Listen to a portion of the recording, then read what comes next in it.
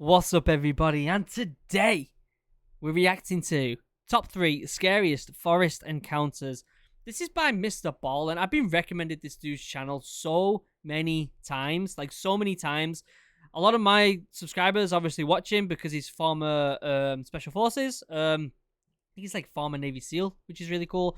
And he's telling scary stories, and we're reacting to some scary stuff recently because it's October and we love scary stuff, don't we? So this is a perfect fit. I'm excited to see his stories. It's like 20 minutes long, 3 stories. I'm hyped. But before we get started, as per usual, members, you're amazing. I love you. I couldn't do this without you. I honestly couldn't make videos every single day if it wasn't for you guys. So thank you for supporting the channel as much as you do.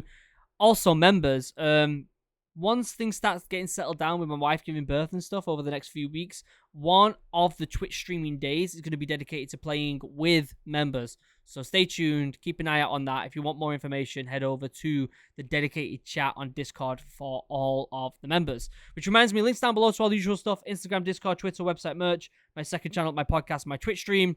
Also, the giveaway down below, 10 copies of Call of Duty Cold War, link down below. And the original video, make sure you go and give MrBallen some love. Like this video, the link will be down below, and subscribe to his channel because I've watched a couple of his videos already and he is good at telling stories, guys. He's good. And I'll show you that because we're going to react to this one. Top 3 scariest forest encounters. Let me pull this up and let's get scared, guys. Let's get scared. I read a lot of scary stories, but today's top story legitimately freaked me out. But before I get into today's stories, if you're a fan of the strange, dark, and mysterious delivered in story format, then you've come to the right channel because that's all we do, and we upload 3, 4, even 5 times every week. So if that's of interest to you, please invite the like button to come out to dinner with you to a very fancy restaurant, order a ton of food, wolf it down, and before the check arrives, say you need to go to the bathroom, but just leave the restaurant. Also, please subscribe to this channel. What? That is the best way of telling someone to like the video I think I have ever heard. That's amazing. That is absolutely amazing. What an absolute legend. Let me just make myself a little bit bigger. That's hilarious. Like, genuinely hilarious. What a legend. What an absolute legend. Do go and give him some love and like his videos and subscribe to his channel because the guy is obviously, he's very good at this. And turn on all notifications so you don't miss any of our weekly uploads. All right, let's get into today's stories. Funky music. I like it. It's like Stranger Things-esque. I like it. Dig. Okay. In 1982, a very outdoorsy teenage girl and boy who had recently started dating decided to go camping in Maine. Around 1 a.m. What are the chances? What are the chances? It's in Maine where I am right now. That is so weird. I got goosebumps, guys. That's so weird. It's in Maine. I swear on my life I did not know this before I came into this video. That's really creepy. On the first night they were there, the girl wakes up because she has to go to the bathroom, and she's about to unzip her tent when she stops because she hears some strange noises coming from outside their tent. It wasn't that loud, but it sounded distinctly like something was digging in the ground. But she really had to go, and she figured, you know what, it's probably just some small animal or something. And so she begins to unzip the tent. And there's a little bit of moonlight that night, and there was a clearing outside of their tent. So the moonlight's pouring through, so she has plenty of illumination. And so she looks through this tiny hole, and she can't believe what she sees. It is a grown woman squatting down about 2 or 3 feet away from their tent. Her back is to them, so she can't see that she's looking through the tent. Just to stop it there, first of all, there is a lot of animals in Maine. You're in the middle of nowhere. Like, I'm in the middle of nowhere in Maine right now, and there's a lot of animals. I've been camping numerous times, and there's been plenty of times where you hear things brush up against your tent, walking around, making weird noises. It's completely normal being in Maine because we're just so far into nature. But I don't think I've ever seen a random woman digging before. This is really weird. And she's feverishly digging into the ground in front of her. The girl literally falls backwards into her tent. She's so startled by what she sees, and she lands on her boyfriend, who immediately gets up, and he's like, "What's going on?" And she goes, "Shh." And she points at the little hole where she had unzipped the tent, and she goes, "Look." The boy is confused, but he can tell his girlfriend is very serious, so he sits up quietly and he looks through the little opening in the door, and he sees the digging woman. The boy recoils. This is weird. Why does it have to be in Maine? Like, why does this story have to be in Maine? And looks at his Seriously? girlfriend and he's like, what is Yeah, going on out this is. there? He takes a flashlight and she's telling him, don't do it. And he opens up the tent a little bit more and he aims his flashlight directly on this woman. And this gets her attention. And she I bet he stops does. digging and she stands up slowly and she turns around and faces them. And she's got no expression. She's not giving them any indication why she's there. She's not acting aggressive. She's not acting scared. She's just completely neutral. And she stands. I wonder if my wife's been out digging holes in the woods again. I'm joking. They're staring at them for quite a while before turning around and just walking away from their campsite. And after a little while, when they were pretty certain she was gone, they open their tent all the way. They go outside. They kind of scan around with their flashlights and Why? found. Why would you go out? Why would you go out and why? Why not just zip the tent up, put a little suitcase lock on the zip, go to sleep? Why would you not do that? And they go to where she was digging, and it's just this weird 4-inch deep hole in the ground. There's no rhyme or reason to why she was doing that. And so after sitting there wondering what they should do, they settled on, well, tomorrow we'll tell the park rangers that she was here and maybe good they'll idea. do something about it. That's a And good so idea. Feeling pretty confident that this woman's not going to come back, they both go back into the tent, they zip it shut, they get in their sleeping bags, and they're about to go to sleep when they hear someone running towards their campsite. And they know it's this woman. They Oh, that's creepy. That is creepy. They unzip the tent and they look out, and now the woman's not digging anymore. She's rummaging through some of their stuff that's outside of their tent. And the way she's doing it, they described as monkey-like. She'd pick something up, look at it, and throw it over her head. She'd pick the next thing up, throw it over her head, back and forth, just throwing things behind her. And so the boy gets out and he shines a light on her and goes, you need to leave. Yeah. And she doesn't react. She just Go and give her a slap. Hey, get out of here. Weird woman. Give her a good old slap. Get back. Get back. keeps flipping through all their stuff until he gets pretty forceful and says, you need to leave right now. And Yeah. at that point, she kind of stops and looks at him like, huh, what are you doing here? And then she gets up, turns around, and walks away. Now the couple really doesn't know what to do because she's really willing to come back after being confronted. But they stayed outside their tent. Call the police. For about 15 more minutes, shining their light and making lots of noise and treating her like she's an animal. And they're just trying to scare her away from the campsite. And after a little bit of time, they thought, okay, there's no way she comes back now because, we were pretty aggressive with her this time and she seemed to really get it. They both do go back in the tent, and as soon as they zip it shut, they hear her come running straight. She was literally waiting in the wings for when they went back in the tent. And this Probably some crackhead. It's probably just some crackhead looking for a sandwich. Just a crackhead looking for a sandwich. That's what she's doing. She's like, hey up, they're camping. I'm going to rummage through the stuff when they zip the tent up, find myself a ham sandwich. This time she runs back to the hole in the ground and she's just feverishly digging into the ground as fast as she can. And this time they come out of their tent and they're mad and they are screaming at this woman to get the F out of here. What are you doing? And this seems to kind of frighten the woman, who gets up and she looks at them like, why are you yelling at me? And she runs away, and it looked almost animalistic the way she was running away, like she was feral. These pictures are weird. Are totally shaken up at this point. It's about These pictures are 1:30 weird. in the morning, and this woman just keeps coming back to their site, and they don't know what to do about it. So they turn on some lanterns and they turn on their flashlights, and they decide we're just going to stay outside until the morning. That way we know she doesn't come back and doesn't steal anything from us. But by about 3:30 in the morning, they've been outside for 2 hours. They're getting cold. They're super tired. The woman's nowhere to be found. And so they finally say, you want to go back in and get some sleep? I think I'd be like, do you want to pack up the stuff and leave? Because this is weird. This is weird. Let's leave. That's what I'd be saying. this time she's really gone. They get back in their sleeping bags and they go to sleep. They don't hear her again. The next morning when they get up and they unzip their tent, they look outside and all of their stuff has been thrown all over the campsite. And the hole in the ground that the woman had dug that was previously about 4 or 6 inches deep is now well over a foot deep. And they realize this woman must have been lurking in the shadows in the woods, watching them from 1:30 to 3:30 in the morning. That whole That's time creepy. they were out there kind of warding her off. She was just waiting, just watching them the whole time in the shadows. There is some creepy people in Maine. We are in the middle of nowhere, and there's some weirdos up here. But again, I don't think I've seen anyone that weird. Well, I've seen some weird people, to be fair. I don't know about that weird, though.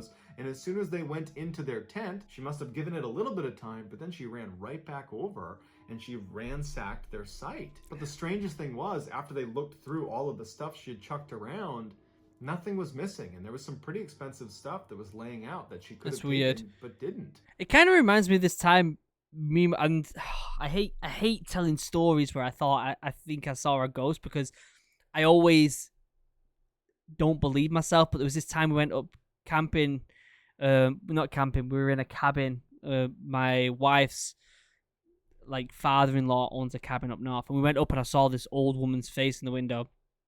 But we were drunk. There were other things at play, so I don't know whether it was real or not. But even if you want to hear that in another story, we can. But I don't know. I was probably just wasted. After they picked up their site, it just really reminds me of that, and it's really creepy. It's really creeping me out right now. And they told them about what had happened, but the ranger has no idea what to make of it. He's never heard of such a thing. And so the couple just leaves that day because they're not about to spend another night here. And to this day, they have no idea why this woman was running onto their site and digging into the ground and rummaging through their stuff. It was like, now that I've started thinking about that time I was up in the woods and I saw something weird, like, it's literally making me nauseous because it's so creepy. She was just a wild animal. That was weird. I don't know if it was that scary. It's scary to me because of that memory. It was just, people are probably wondering what this is. There's this time we went up north and we were in this cabin. This cabin doesn't really have any electricity. We were just up there. It was me, my wife, a couple of her friends, and we were all just up there drinking, having some fun.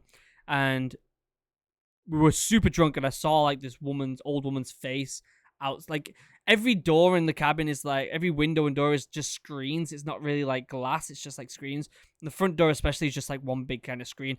And like, it looked like there was a woman's face slowly turning to look at me, but it ended up, I don't know. I was just drunk and it was probably a load of rubbish. Anyway, it's just really freaking me out that it's reminding me of that. And anyone who knows me, who watches this, and I've told them that story, they know how freaked out I was because of that. And maybe I can go into it some more, but I never believe myself when I see stuff like that. I always think that I'm just, I don't know, tired, drunk, whatever. Who knows? Tripwire. All right, let's move on before I freak myself out some more. An experienced outdoorsman named Bob, along with his wife, his young daughter, and their 2 German shepherds, decided to go camping in a remote part of northern Oregon. When they arrived at the site, Bob began setting up the big I'm really glad it's not in Maine again. family tent for everyone to sleep in, and his daughter said, "Hey, do you mind if I sleep in the spare 2-man tent that we always bring with us?" Bob and his wife deliberated for a minute, but said, "You know what, that's fine, but you gotta bring Guts." That's one of the German shepherds. Guts needs to sleep with you because he's gonna be your protection. So that night, after some s'mores around a campfire, Bob's daughter, along with Guts, retreat to their 2-man tent, and Bob, his wife, and Leah, the other dog, retreat to their tent. That night, Bob wakes up suddenly to what sounds like footsteps outside of his tent. And he looks to his side, and his wife is still in the tent with him, and so is Leah, the other dog. And he listens really closely, and he can hear his daughter is snoring, and he can hear the sound of Guts breathing. So his whole family is accounted for, but he still hears these footsteps.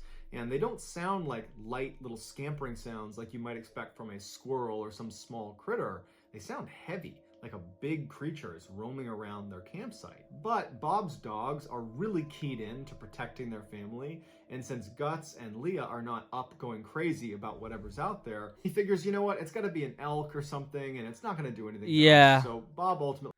You have to remember this, when you go camping, you hear things all the time. You really do hear things all the time, and that's why a lot of these stories, if they are true, people just discredit hearing things and like, yeah, whatever, it's probably nothing. He just goes back to sleep. The next morning, Bob gets up and everybody's just fine. There's no sign of any intruders in their campsite. And so that only confirms to him that, yep, it was just some harmless animal kind of walking around the wilderness, because we're in a pretty remote area. That morning, they decide to go for a walk down the road that was right next to their campsite. And so they take the dogs, they start walking. It's a nice road. A couple hundred feet down this road, when all of a sudden Guts sees something or hears something and takes off sprinting down the road and turns down this little access road that branches off of the road they're on into the woods. And Bob is thinking, oh no, there's a campsite down there. This big German shepherd's gonna bound up on them and something bad's gonna happen. And so Bob, his heart's racing, he starts taking off after Guts. He goes down the access road and he finds Guts stopped right outside of a campsite. But there doesn't appear to be anybody in the campsite. But there's a tent, there's a cooler, there's a table, there's all the things you would expect at a... This guy's so good at building tension in a story. Like, he's really, really good at not only telling the story really well, but like building tension. Like, he's built a lot of tension in this story right now that makes you kind of on edge, like feel uneasy about it. Campsite, just no people. So Bob runs up and he grabs Guts and he yells out reflexively, "Hey, I'm really sorry. He's totally harmless. I don't know what he saw. Hey, we're leaving." But then before he leaves, he realizes on the tent there's this big scratch through it, like it's been cut open. Curiosity gets the better of him, and so he kind of walks up, keeping an eye out in case he's wrong and there are people still here. But as he gets closer, he realizes there's definitely no one here. This site is abandoned. Because he's looking around and all of their stuff has just been ransacked. There's scratch marks on everything, like animals have clearly come through here. And Bob, who is an avid outdoorsman, he knows how much some of their equipment cost. And he's thinking, why would anyone abandon this really expensive tent or this really expensive cooler? And as he's thinking about that, these stories are making me so uneasy. This guy's really good at it. Makes you feel like just a friend telling you a story. That's what it feels like, but is a friend who's really good at telling stories. Like, it's as if you sat around a campfire. It's brilliant. He turns and he sees there's a propane tank, a solid metal propane tank that has been completely flattened. But there's no tree that's fallen nearby. There's no source. There's no way that could have been flattened. So he's definitely unsettled by this, but ultimately he decides, you know what? I'm going to take my family, go back to my campsite. I'll just call the park rangers. They can come down here and they can figure out what this is. Later, how many park rangers have been called because of creepy stuff before? Park rangers getting the call thinking, oh God, not another creepy one. Here we go again. that afternoon, Bob and his family are back at their campsite just a couple 100 feet away from this abandoned campsite. And at one point, his wife gets up to go use the bathroom. She walks about 70 feet away behind a tree, and she squats down, and then all of a sudden, she gets up and starts running back towards camp. And Bob sees this. He turns and sees her running towards him. At the same time, Guts gets up and starts sprinting towards her. And so Bob's thinking, what the heck is going on? Bob turns to his daughter and says, stay right here with Leah. And Bob gets up and starts running towards his wife. And Guts, at this point, has run to his wife and past his wife. Guts has run way into the woods. And as Bob is... This Guts has got guts. But running to his wife, he's like, just practicing my dad jokes there, guys. What's going on? Why are you running? What's going on? And she says, I don't know. I just had this horrible feeling someone was watching me. And when I turned, I already saw Guts running towards me and it scared me. And so that's why I'm here. And he's like, look, go with our daughter and with Leah. I'm going to see what's going on. And so his wife leaves and Bob draws his pistol and he starts walking out towards where Guts has now stopped. Hair raised, growling, it's yapping and barking at something in front of it. And Bob's looking and he can't see anything. And finally, after not being able from to The figure Walking out Dead. what the heck is going on, he just takes Guts and goes back to his campsite. When Bob got back to his campsite, he wanted to leave. And his wife wanted to leave. Yeah. His daughter didn't really know what was going on, but... Yeah, get out of there. Go home. Put on some Netflix. Make a curry. Don't be sitting out there in the woods with weird stuff happening. The attitude was, we want to Jeez. leave. However, it was getting late and they had a bunch of stuff they would need to pack up. And it was going to be a real ordeal trying to do that, especially without any light. So they decide, okay, we'll stay one more day and we're going to leave first thing in the morning. In Bob's head, he's thinking, okay, I heard weird footsteps outside. You know, we have this abandoned campsite nearby that's been thrashed up in the flattened propane tank. And now my wife is running away from something and Guts is seeing strange things in the woods. Like, there's a lot of weird stuff going on. And he decides he's going to set up a tripwire all the way around his campsite. Setting up a tripwire is a great idea, right? But if something happens, you're only going to freak yourself out even more. You're only going to freak yourself out even more. Just go home. Just go home. Just pack up your stuff and be like, hey, it's done for. This is done for. Let's go home. Using a rope tied at about 8 inches off the ground, where along the rope would be little pieces of metal that would clang together, so if anything touched the rope, Standard. It would make the metallic clinking sound, then it would alert Bob that someone's here. Standard. And so Bob goes over to the edge of the site where there's an obvious starting point for this tripwire, and he bends down to tie the rope, and he realizes, oh my god, someone's already done this. There is another tripwire that's already been built around the outside of our campsite. Yeah, they need to leave. They need to leave. They need to leave. It's just been cut. It's been broken. Like, it doesn't work, but it's here. Someone else who was at this campsite felt concerned enough about whatever was in the woods that they already had this idea. Bob didn't even tie his perimeter. He just drew his gun, told his family, get in the truck. Yeah. And he stayed up all night protecting his family in the truck. As soon as the sun came up, They packed up and they got the heck out of there. Yep. Bob is convinced that there is something out there in the woods in northern Oregon that was walking around their campsite at night, that's scaring their dogs, that's stalking them basically and watching them from a distance. And probably whatever is out in the woods is the same thing that caused the previous group to set up their own tripwire. And it's also probably the reason the other campers at the other campsite were willing to abandon their nice equipment to get the heck out of there, because they are not messing with whatever the heck is out in those woods. So what are the chances that this is just a bear? Bears can most definitely rip tents. Let me do it on this side so you can see me making the list. Bears can definitely can rip up tents.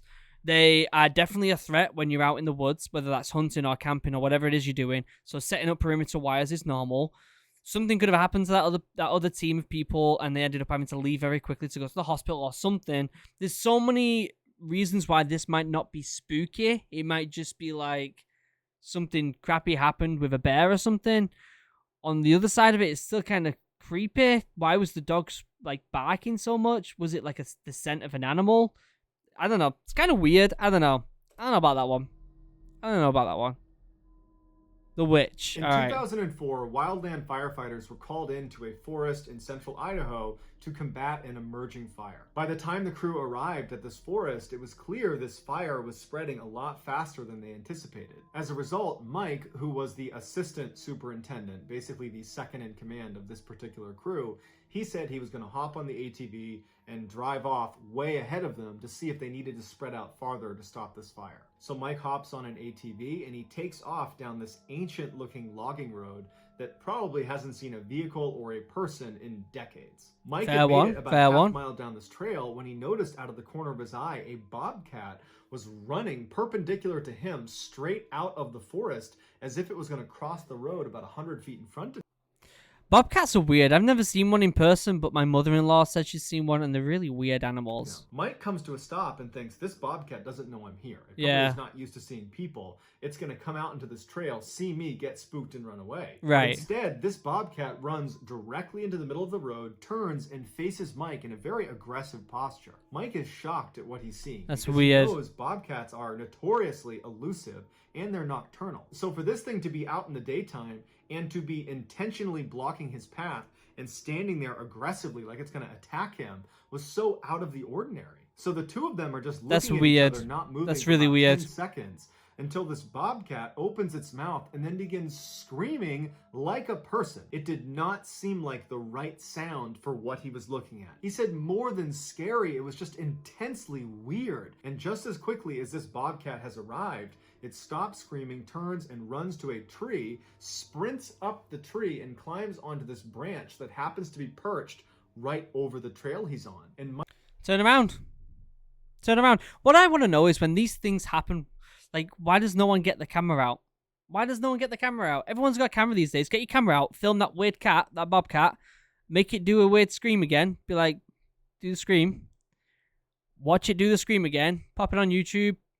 Let's see it all. Mike's looking up at this bobcat that's right over this trail, and he knows if I'm going to continue going down this trail, I have to go under this screaming bobcat. Although totally freaked out, he knew he needed to keep going down this trail, and he's thinking to himself, you know what, this bobcat is probably just scared of me, and that was its reaction, as bizarre as it was. Yeah. So he throws his ATV in gear, and he starts slowly moving down the trail, the whole time keeping his eye on the bobcat, making sure as fast as you can. Any sign like it's going to leap off on.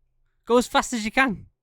Go quick. To him, and as he got closer and closer, he just gunned it and sped underneath the branch, and luckily it didn't jump down on him. And as he got a little bit farther away, he turned up to look, and the bobcat had turned around and was still watching him very intently sitting on this branch. Mike makes it about another half mile down the road before he sees something else that's very strange. He sees a cabin. It's this little tiny cabin that's tucked away in the woods, and he's thinking to himself, I'm on federal land. There aren't supposed to be any private structures here. And he figures, even if this is illegal, I do need to stop and make sure no one's in there because there's this huge fire coming this way. And so he parks his ATV and he starts walking off the trail towards this cabin. And as he gets closer, he can tell it's not only a very old cabin, but it's almost certainly abandoned because he can see all these slats that have been put over all of the windows, like it's been boarded up. But when he got up close, he noticed something strange.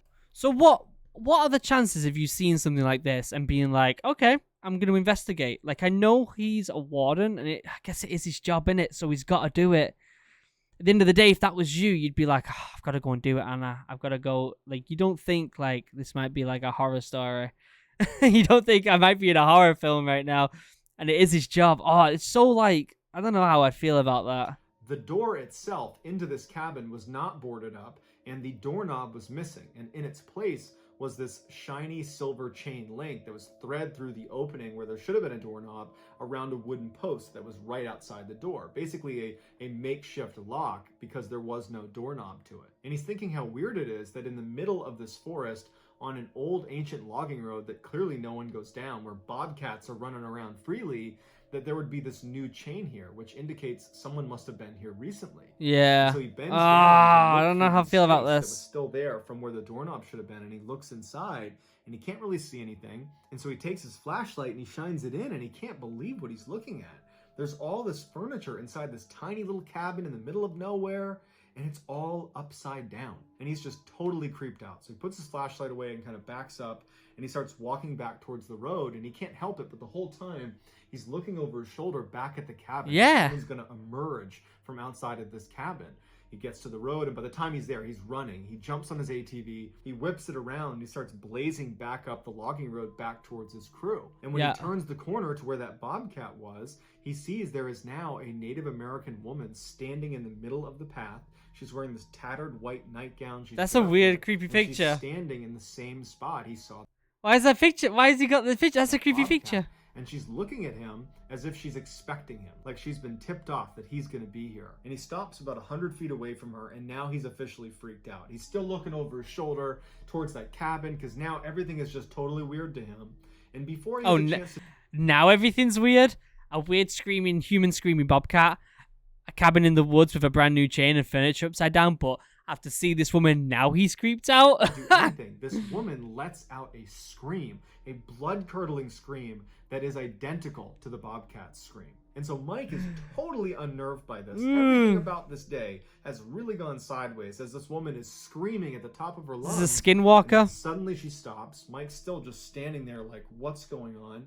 And she runs to the same tree the bobcat had climbed earlier. And she climbs up this tree and gets onto the branch where the bobcat was and perches like an animal on the branch looking at Mike. And now, just like the bobcat, Mike is going to have to drive right underneath this woman who is perched over the trail. And so he throws his ATV in gear and he starts driving and he's staring at this woman, and now her mouth is just open like she's about to scream again. Where does he get these stories from?